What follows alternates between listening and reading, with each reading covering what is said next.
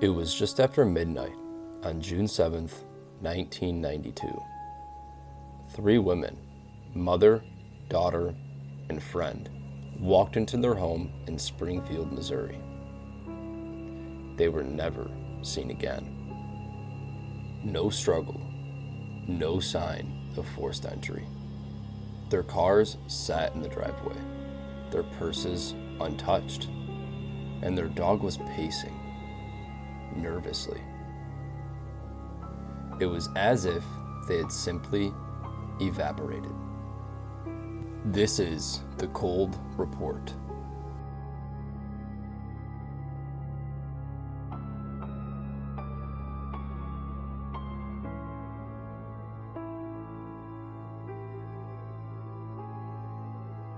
Welcome to the Cold Report, where every detail tells a darker story.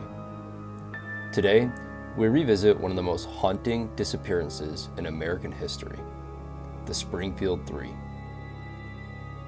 Cheryl Levitt, 47 years old, her daughter Susie Streeter, 19 years old, and Susie's best friend, Stacy McCall, 18 years old. Three women, one home, and a mystery that still torments investigators more than 30 years later.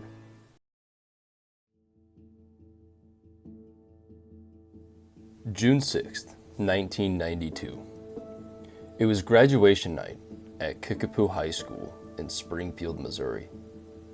Susie Streeter and Stacy McCall had just walked across the stage in their caps and gowns, a moment of celebration and relief after years of school. That evening, the two friends joined classmates at a series of graduation parties across town. They were supposed to spend the night in Branson the next morning, but by late evening, plans began to change. At one party, around 11 p.m., Stacy called her mother, Janice McCall, to say they'd decided to stay in Springfield instead. She promised to check in the next day before heading to the water park. After bouncing between several parties, Susie and Stacy realized the house they planned to sleep at was overcrowded. Around 2 a.m., they made a last-minute decision. Let's just go back to Susie's place.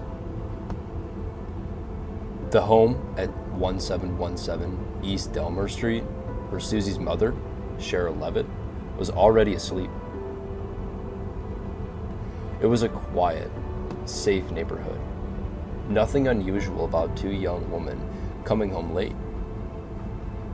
But somewhere between 2 a.m. and 8 a.m., the three women simply vanished.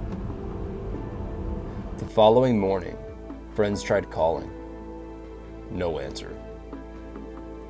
They arrived at the house around 9 a.m. to pick up Susie and Stacy for their Branson trip. What they had found instead sent chills through them. The front door was unlocked. Cheryl's car and Susie's red Ford Escort were still in the driveway. Inside, all three women's purses, keys, and cigarettes sat neatly on a table. The TV was on. The family dog, Cinnamon, was frantic, and there was broken glass from a shattered porch light globe just outside the front door. But otherwise, everything looked perfectly normal. Over the next few hours, friends and family members entered the house repeatedly, trying to make sense of it, cleaning up the broken glass, tidying up, even answering the phone. In one instance, a strange man called the house and made sexually explicit remarks before hanging up. No one thought to save the number. By the time police arrived later that afternoon, any potential evidence had been trampled, moved, or cleaned away. The perfect crime scene. By accident. Detectives began by reconstructing the women's last known movements. They learned Susie and Stacy had returned home between 2 a.m. and 2:30 a.m., But beyond that point, everything becomes speculation. There were no signs of forced entry, no defensive struggle, and no clear evidence anyone else had been inside. Investigators initially wondered if the women might have left voluntarily, but that theory faded quickly.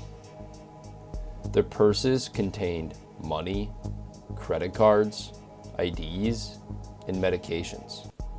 Nothing was missing. From the very start, police were fighting an uphill battle. Dozens of visitors had entered the home before evidence collection began. Cigarette butts, fingerprints, footprints, all useless. Detective Doug Thomas, one of the original investigators, later said, "It was one of the most frustrating cases I've ever worked. It looked like they just stepped outside and vanished."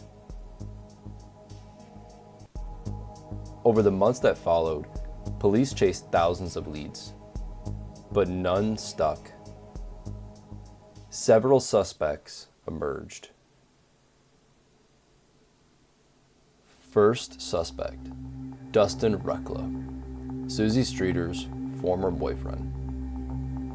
He'd recently been arrested for breaking into a mausoleum and stealing gold teeth from a corpse. Susie had reportedly been cooperating with police as a witness against him. Some believe that may have made her, and by extension her mother and friend, a target. But investigators could never tie him to the disappearances. Second suspect, Larry Dwayne Hall, a drifter and Civil War reenactor, suspected of killing multiple women throughout the Midwest. Hall was known to prowl small towns during the early 1990s, often luring women under the guise of giving them rides. He was in the region that summer, but no hard evidence ever linked him to Springfield. Suspect number 3, Robert Craig Cox, a convicted kidnapper and suspected serial killer. While in prison, Cox told a reporter that he knew the women were dead and that their bodies would never be found. But when pressed for proof, he offered none. Cox later recanted, claiming he only made the statement to taunt investigators. In December 1992, 6 months after the disappearances, a call came into the America's Most Wanted hotline. The man on the line claimed he had prime knowledge of what happened to the Springfield Three. But before the operator could transfer the call to authorities, the line went dead. The caller never phoned back. In all, over 5,000 tips have been submitted to police. None have solved the case.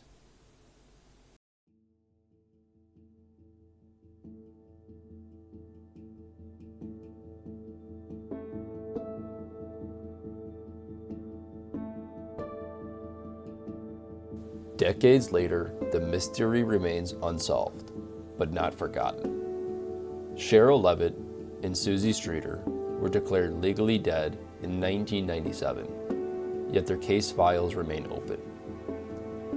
Investigators still revisit the evidence periodically, hoping new DNA technology might uncover something that early forensics missed.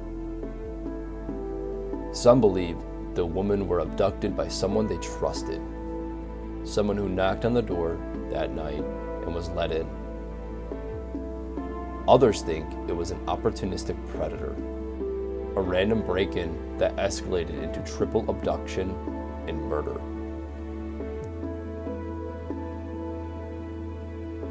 But with no remains, no weapon, and no eyewitnesses, the case continues to stand as one of the nation's most enduring enigmas. The front porch at 1717 East Delmer Street has long since changed owners. Yet every June 7th, flowers appear on the sidewalk, a silent reminder that 3 women walked into their home that night and never came out.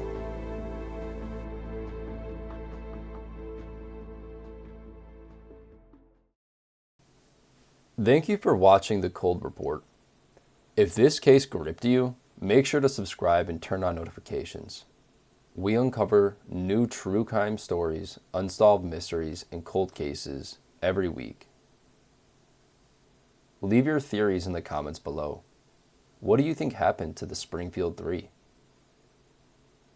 Until next time, stay curious, stay vigilant, because some stories never rest.